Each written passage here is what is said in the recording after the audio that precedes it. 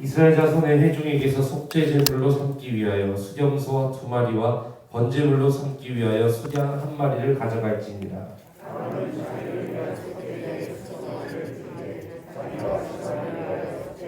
또 그 두 염소를 가지고 회막문 여호와 앞에 두고 두 염소를 위하여 제비 뽑되 한 제비는 여호와를 위하고 한 제비는 아론은 여호와를 위하여 제비 뽑은 염소를 속죄제로 드리고 위하여 제비 뽑은 염소는 산채로 여호와 앞에 두었다가 그것으로 속죄하고 아사를 위하여 강회로 보낼지니라.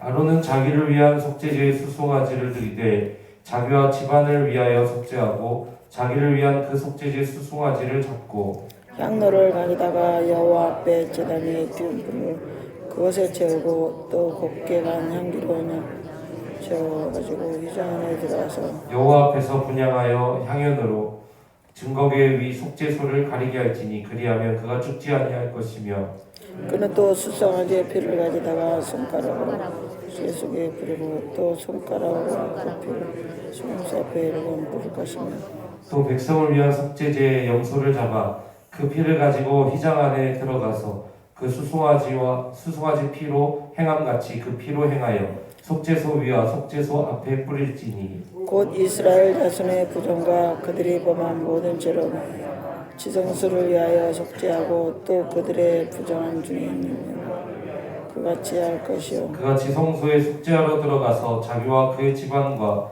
이스라엘 온 회중을 위하여 속죄하고 나오기까지는 누구든지 회막에 있지 못할 것이며 그는 여호와 앞에 제대로 나와서 위하여 속죄할지니 곧 그 수송아지의 피와 염소의 피를 가지고 제단 기둥에 불들이 부르고 또 손가락으로 그 피를 그 위에 7번 뿌려 이스라엘 자손의 부정에서 제단을 성결하게 할 것이요 또 그 지성소와 회막을 제단 위에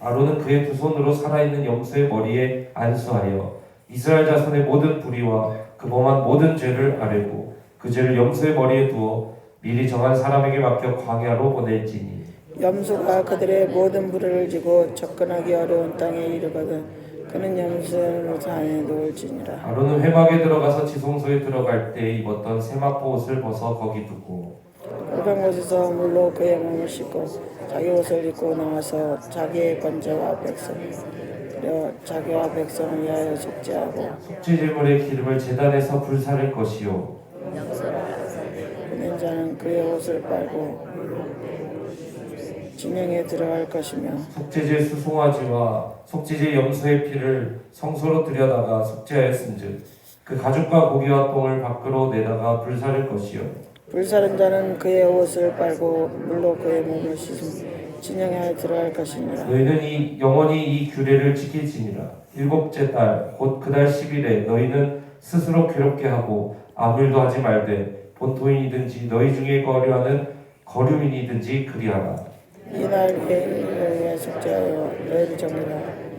너희 모든 죄에서 너희가 여호와 앞에 정결하라. 이는 너희에게 안식일 중에 안식일인즉 너희는 스스로 괴롭게 할지니 영원히 지킬 규례라.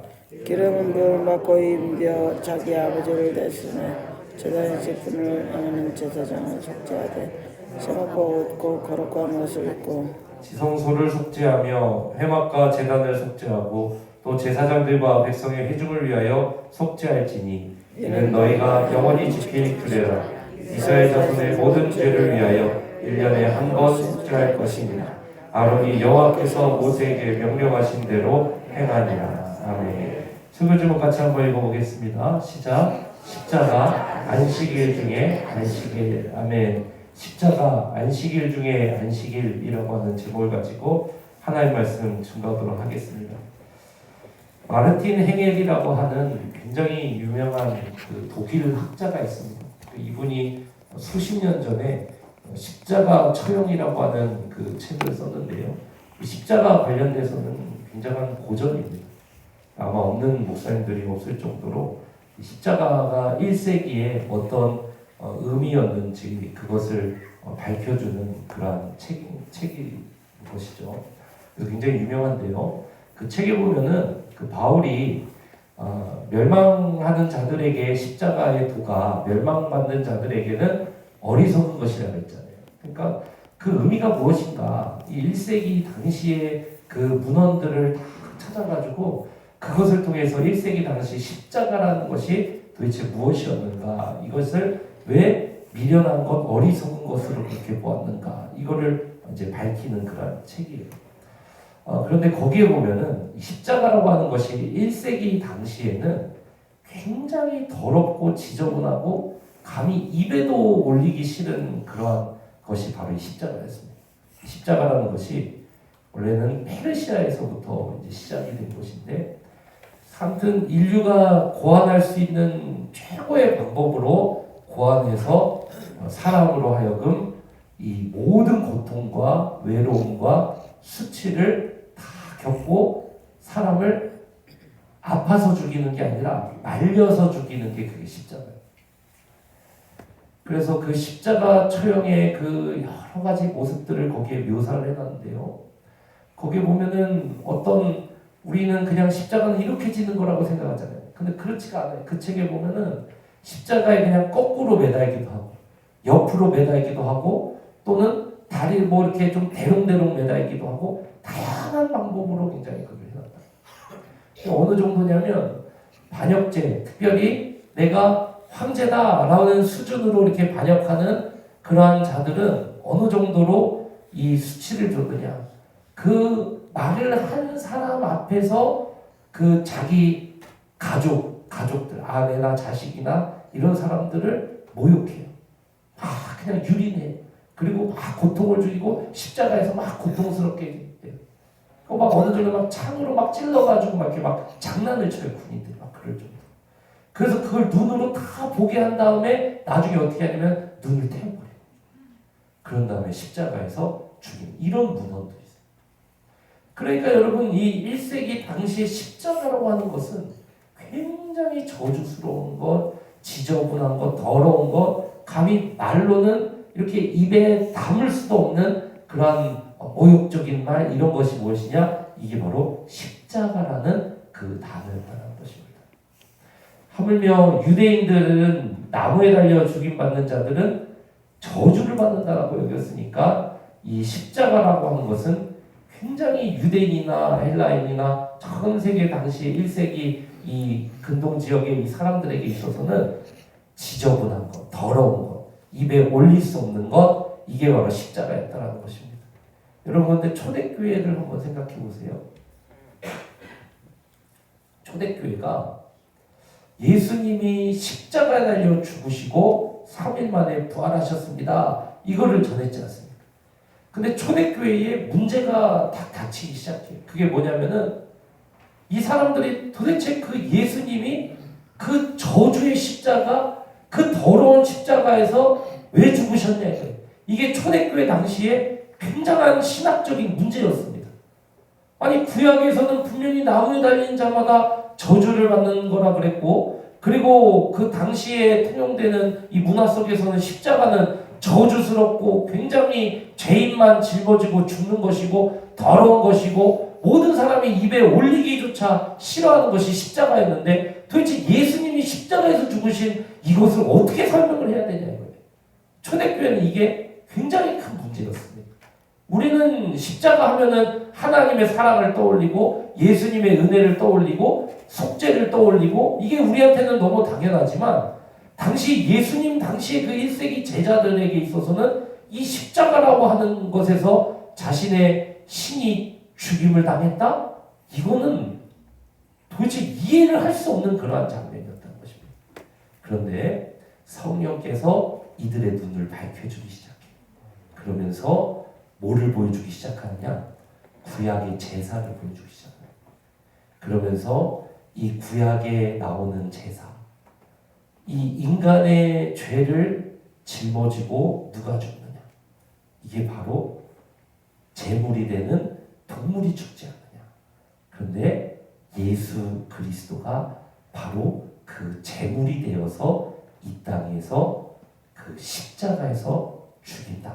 그러면서 구약의 제사를 통해서 그 십자가가 무슨 거기서 왜 예수님이 죽으셔야만 했는지 그 신학적인 문제가 이제 이 초대교회 성도들에게 성령을 통해서 온전하게 증거가 되면서 바울 같은 사람들이 엄청난 또 구약의 전문가이며 바리새인 중에 바리새인이며 성령을 받은 자 이런 사람들이 나와서 이제 이것을 통해서 십자가가 무엇인가 이것을 전하게 되면서 초대교회 성도들에게 있어서 이 십자가에서 예수님 죽으셨다라는 의미가 그 다음에 엄청나게 이게 하나님의 사랑과 은혜로 예수님이 십자가 제단에서 제물로서 돌아가신 이게 비로소 나오게 됩니다.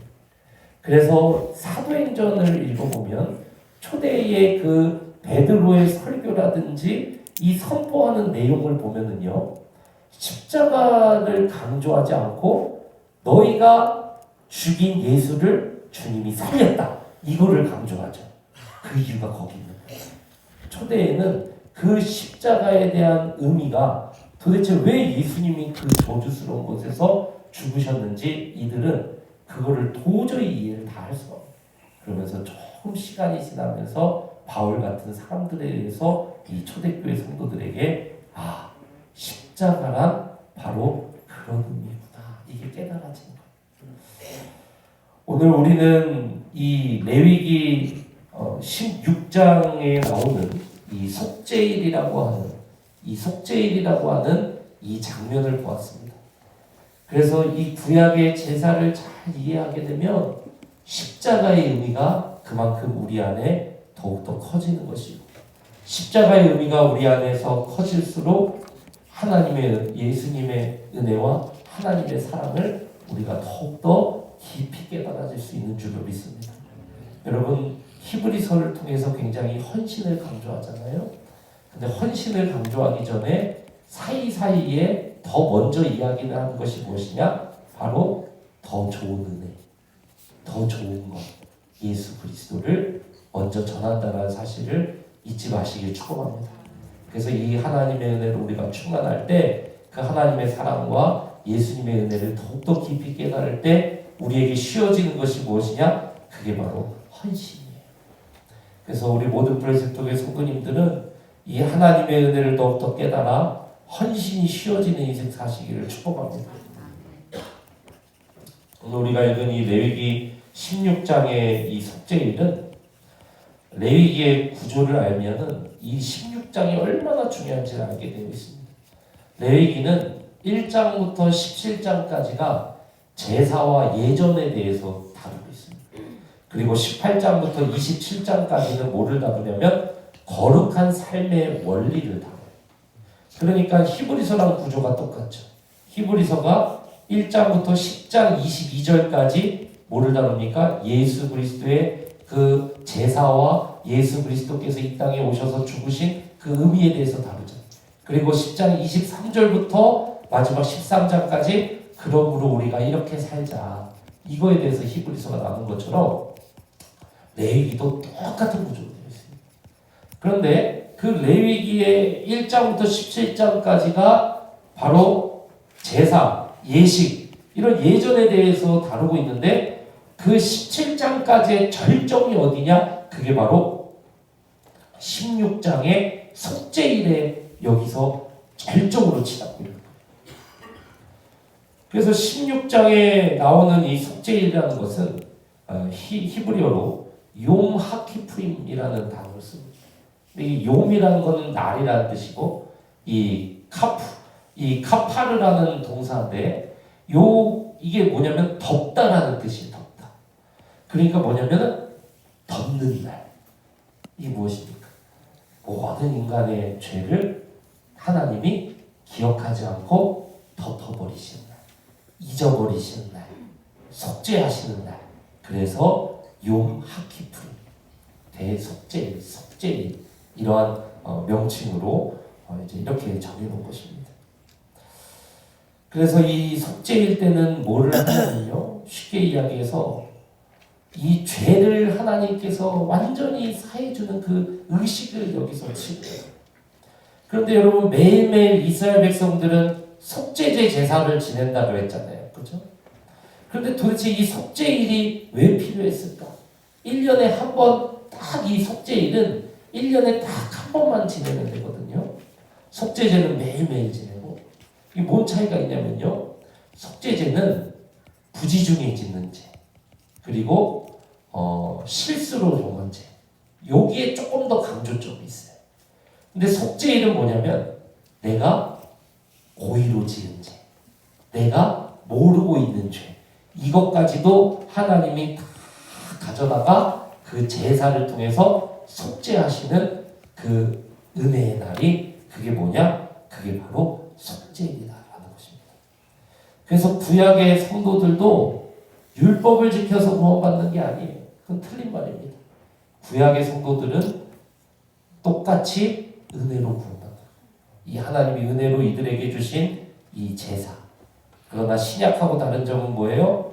그 제사가 예수 그리스도 피로 완전해졌다라는 것이 신약의 성도들과 차이가 있는 것이지 구약도 똑같이 하나님의 은혜로 구원받는다는 사실을 믿으시기 축복합니다. 아멘.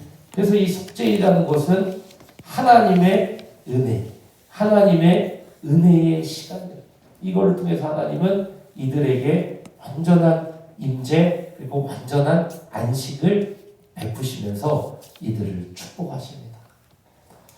우리 말씀을 한번 보겠습니다. 이 말씀에 보면은요, 우리 12절을 한번 보세요. 죄송합니다. 우리 16절을 한번 보겠습니다. 16절. 자, 같이 한번 읽어볼까요? 16절. 읽어봅니다. 시작. 곧 이스라엘 자손의 부정과 그들이 범한 모든 죄로 말미암아 지성소를 위하여 속죄하고 또 그들의 부정한 중에 있는 회막을 위하여. 그렇죠. 그래서 이 속죄일 때는 먼저 대제사장이 자기와 자기 가정 그리고 이 제단을 위해서 먼저 속죄 제사를 드려요. 그리고 나서 들어가가지고 뭐를 하냐면은 염소를 2마리 데리고 옵니다. 염소를 2마리 데리고 와가지고 거기에다가 안수기도를 해요. 그러면은 이스라엘의 1년의 모든 죄가 대제사장을 통해 모여서 그 염소에게로 들어갑니다. 그러면은 그 중에 둘 중에 제비를 뽑아요. 그래서 하나는 하나님을 위해 바치고 하나는 아사셀을 위해서 이제 바칩니다. 아사셀이라는 것은 떠나는 염소 뭐 이런 뜻이에요. 그래서 이 하나님을 위하여 바치는 염소는 그 제단 위에다가 대고 거기에서 피를 흘리게. 그렇게 함으로써 이스라엘의 모든 죄가 속죄를 받게 하는 것입니다. 그리고 나서 남은 한 마리 아사셀을 위한 염소는 어떻게 하냐? 광야로 내보내. 그래서 전승에 의하면 광야로 내보내는 정도가 아니라 절벽에서 떨어뜨린다고 했습니다. 여기 성경에 보면 광야로 내보낸다고 했어요. 떠나게 한다고 했어요. 이 지역을 떠나게 해요. 그 염소. 왜 그러냐? 내가 너희들의 죄를 더 다시는 기억하지 않겠다는 거야. 내가 너희들의 진에서 이 죄를 완전히 떠나버리겠다. 내가 이 죄를 다시는 돌아오지 못하고 내가 다시는 기억하지 않겠다는 것입니다. 그렇게 해서 한 마리 염소는 광야로 보내고 한 마리는 무엇을 하느냐? 바로 제단에서 제사를 지내고 이렇게 제사를 지내는 것입니다. 그렇게 해서 여기 말씀을 한번 보십시오. 30절. 그래서 이들이 얻는 것이 무엇이냐? 30절. 같이 한번 읽어보세요. 시작. 이날에 너희를 위하여 속죄하여 너희를 정결하게 하리니 너희의 모든 죄에서 너희가 여호와 앞에 보하리라. 그렇죠.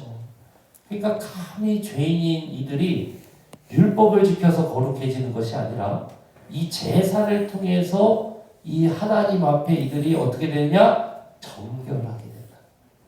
신약은 다르냐? 신약도 똑같아요. 신약도 제사를 통해서 정결해집니다. 그런데 어떤 제사냐? 바로 이러한 동물 제사가 아니라 예수 그리스도 제사로 정결해진다는 사실을 믿으시기 축복합니다. 아멘. 그래서 히브리서 10장 3절에서 4절은 뭐라고 이야기해요? 3절 4절 읽어봅니다. 시작. 해마다 죄를 기억합니다. 그죠? 이 속죄의 제사는 해마다 드렸다 이거예요. 그런데 4절 한번 보세요. 이는 황소와 염소의 피가 능히 죄를 뭐하지 못했다. 그렇죠. 그런데 10장 12절 한번 보세요. 10장 12절 읽어봅시다. 시작. 오직 그리스도는 죄를 위하여 한 영원한 제사를 드리시고 하나님 우편에 앉으사. 하나님은 예수님은 무엇이냐? 예수 그리스도는 이 모든 죄, 온 우주의 속죄일을 자신의 피로 드리고 이 제사를 마치고 하나님 우편에 앉으셔서 이 모든 우주를 통치하고 계시다. 이걸 말하는 것입니다. 사랑하는 성도 여러분, 그러니까 예수 그리스도의 십자가 제사를 통해서 우리가 이제 정결함을 입었다는 사실을 믿으시기 축복합니다. 아멘. 이게 하나님의 은혜예요. 하나님은 그냥 안 그러셔도 돼요. 그런데 이들에게 제사법을 주신 거예요. 구약시대 때. 안 그러셔도 돼요. 주님은 그럴 이유가 전혀 없으십니다. 그런데 이들에게 제사법을 주셔요. 그래서 정결하게 살아갈 수 있는 그 은혜와 생명의 길을 이들에게 먼저 제시하십니다. 그 은혜로 그 길을 제시하십니다. 그래서 그 동물의 염소의 피를 흘리고 염소가 진을 떠남으로 말미암아 하나님께서 이들의 죄를 덮어버리시고 이들의 죄를 기억하지 아니하시는 이 은혜의 사건이 이들 가운데 일어나는 거예요. 신약의 성도는 다르냐? 아니요. 신약의 성도도 똑같아요. 하나의 완전한 제사를 통해서 우리가 정결함을 입게 되었는데 그것이 무엇이냐? 예수 그리스도라고 하는 그 십자가 제단에서 예수 그리스도가 우리 죄를 대신하여 피 흘리심으로 말미암아 우리가 완전한 정결함을 입었다라는 사실을 믿으시길 축복합니다. 십자가는 더러운 거예요. 십자가는 지기 싫은 거예요. 십자가는 수치의 자리입니다. 십자가는 고통이에요. 예수님은 그러지 않으셔도 돼요. 예수님은 그렇게 처참하게 돌아가지 않으셔도 됩니다. 그런데 하나님의 사랑과 예수님의 은혜로 말미암아 십자가에서 예수님이 우리 모든 인류의 죄를 짊어지고 그 제단에서 단번에 죽임당하심으로 말미암아 우리가 완전한 정결을 입게 되었다는 사실을 믿으시길 축복합니다. 아멘. 이게 하나님의 방식이라는 거예요. 그래서 오늘 말씀 다시 31절을 한번 읽어보실래요? 31절에 보면 첫 문장이 어떻게 시작돼요? 이는 이렇게 시작돼요. 하나님 왜 이런 일을 하시느냐? 이는 너희에게 안식일 중에 뭐라 그래요? 그렇죠. 너희는 스스로 괴롭게 하지 영원히 지킬 교회라. 사랑하는 성도 여러분, 이게 무슨 말이냐면요. 우리가 창세기 1장부터 2장 그 안식일이 영원히 선포되는 그 에덴 동산에서 우리가 창세기 3장 죄짐으로 말미암아 그 동산에서 쫓겨났잖아요. 그래서 계시록 마지막 장에 가서 보면 22장에 가서 보면은 계시록에서 우리가 다시 그 영원한 안식일이 다시 회복되면서 영원한 안식에 우리가 참여하게 되지 않습니까? 그래서 우리 주님은 그 안식을 다시 돌려주기 위해서 하나님 안에서 누리는 하나님의 임재 안에서 누리는 그 안식일 중에 안식일, 영원한 그 포로에서 놓인 그 영원한 죄사함, 이 안식일 중에 안식일을 베푸시려고 우리 주님은 구약시대 때는 속죄일 제사, 신약시대 때는 예수 그리스도 제사를 통해서 우리에게 베푸시려는 복이 뭐냐? 그게 다시 에덴으로 돌아가고 하나님 나라로 돌아가고 하나님과 함께하는 삶을 우리에게 회복시켜 주시려고 이 일을 하셨다 이거예요. 우리 주님은 여러분 인간이 하나님께 범죄했기 때문에 우리 주님은 그 인간의 큰 죄를 사하기 위해서 자신의 아들을 제물로 삼아서 이 죄 용서를 이루신 것입니다. 그걸 통해서 우리가 얻는 복이 무엇이냐? 바로 안식이에요. 영원한 안식, 영원한 에덴으로 돌아가는 것. 이게 우리가 받는 하나님의 축복이라는 것입니다. 그래서 히브리서 10장 19절에서 20절은 이렇게 이야기를 하죠. 같이 한번 읽어봅시다. 시작. 그러므로 형제들아 우리가 예수의 피를 힘입어 성소에 들어갈 성소라는 때는 것은 무엇이냐면 우리 하나님이 임재해 계신 하나님의 자리. 에덴 동산이 바로 성소였고 구약 시대의 성막 안에 지성소가 성소였고 성전 안에 지성소가 성소였고 예수 그리스도를 믿음으로 말미암아 지금 우리가 하늘의 성소에 들어가 있고 이제 완전한 성소가 이 땅에 지금 새 하늘과 새 땅, 새 예루살렘, 새 성전이 지금 오고 있잖아요. 그죠? 우리가 그 성소로 마지막에 완전히 들어가요.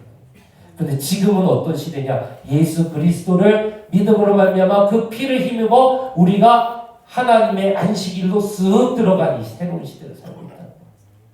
그래서 이 말을 하는 거예요. 성소에 들어갈 담력을 얻었나니 20절 한번 읽어보세요. 시작. 그 길은 우리를 위하여 휘장 가운데로 열어놓으신 새로운 살 길이요. 휘장은 곧 그의 그렇죠. 지성소는 항상 휘장으로 가려져요. 속죄일 때 1년에 딱 한 번 대제사장이 그 성소로 휘장 열고 들어갈 수 있어요. 대제사장.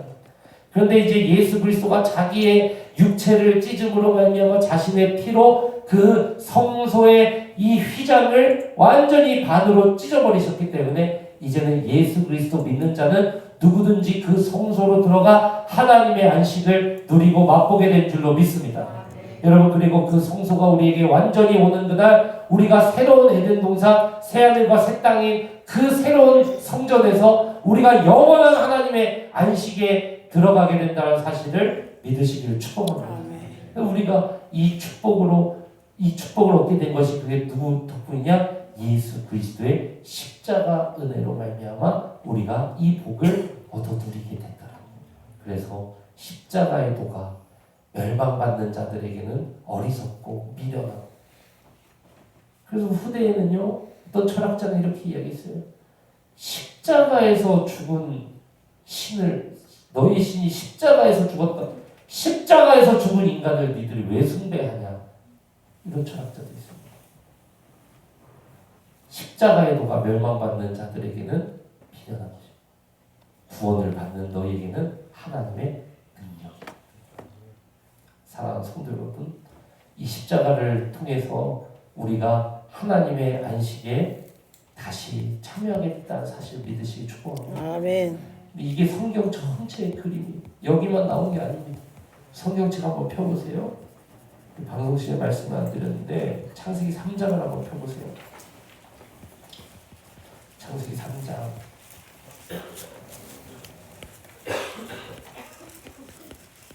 21절 한번 읽어봅니다. 3장 21절. 자, 같이 한번 읽어볼까요? 시작. 여호와 하나님이 아담과 그의 아내를 위하여 가죽옷을 지어 입히시니. 가죽옷이 지어서 입혀지려면 뭐가 죽어야 돼요? 동물이 죽어야 되죠. 창세기 3장의 인간의 범죄가 최초로 나왔을 때인데 가죽옷을 그들에게 입혀요.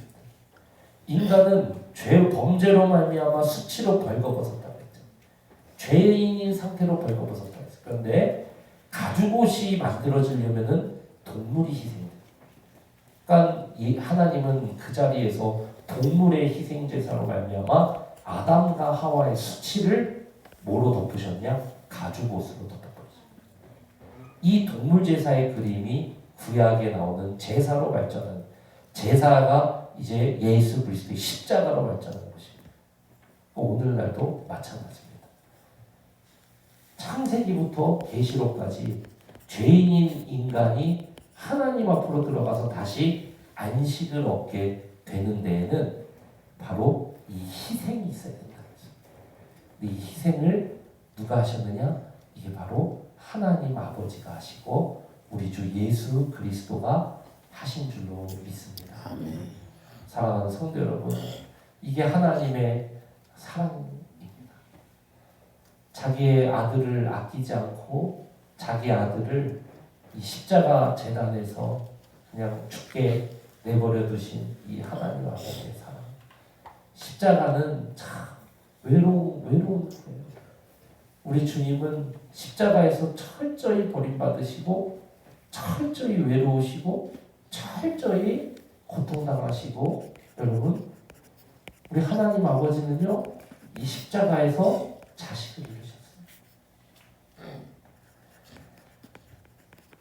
자식을 잃은 부모를 본 적이 있으십니까? 자식을 잃은 부모의 모습을 보십시오.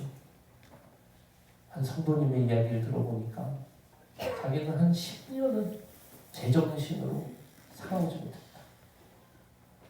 여러분, 그런 거예요. 우리는 경험해보지 못한 그런 것들이지만 우리 하나님이 자기 아들을 우리 죄를 대신해서 버리셨다? 이거는 쉬운 일이 아닙니다.